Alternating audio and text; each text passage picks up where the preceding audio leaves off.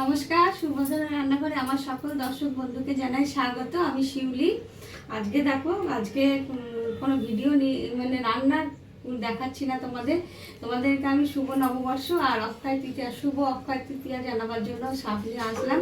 আজকে আমি আমার মহাপ্রভুকে একটু ফল মিষ্টি একটু পরমান্ন যাকে বলে পায়েস রান্না করে দিয়েছি তো আমার প্রভুর কাছে।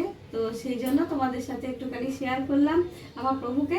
আর তোমাদেরকে শুভ অক্ষয় তৃতীয়া আবার বলছি জানাচ্ছি। তোমরা সবাই ভালো থেকো, সুস্থ থেকো, তোমাদের সারা জীবন সারা বছর যেন খুব খুব ভালো কাটে।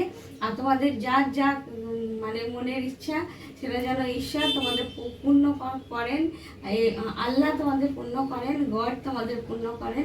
তো এইটাই জানাচ্ছি কি একটা কথা তোমাদের সাথে আমি শেয়ার করছি কি যে বলে তুমি কি এত কি ভালো, সবার জন্য ভালো না। সত্যি কথা বলতে কি আমি না জীবনে একা বেঁচে থাকতে চাই না।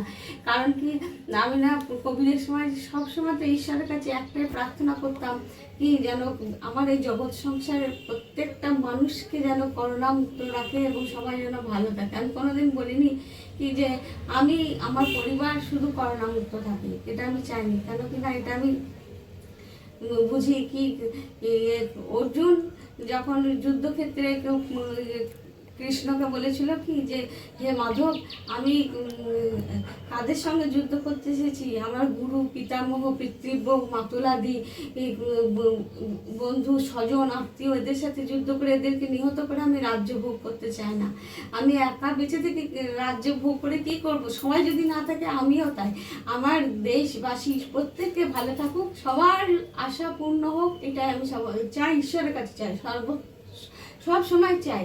আর তার সঙ্গে আমারও একটুখানি আমার যে আশা পূর্ণ হোক, এবং পূর্ণ হয়েছে প্রচুর প্রচুর। আমি জিরো থেকে আজকে তোমাদের ঈশ্বরের কৃপায় আমার প্রভুর কৃপায় হিরো। তো যাই হোক, তো এই কথাটাই বলা, তোমরা সবাই ভালো থেকো, খুব ভালো থেকো। আর তোমরা আমার সাথে থেকো, পাশে থেকো।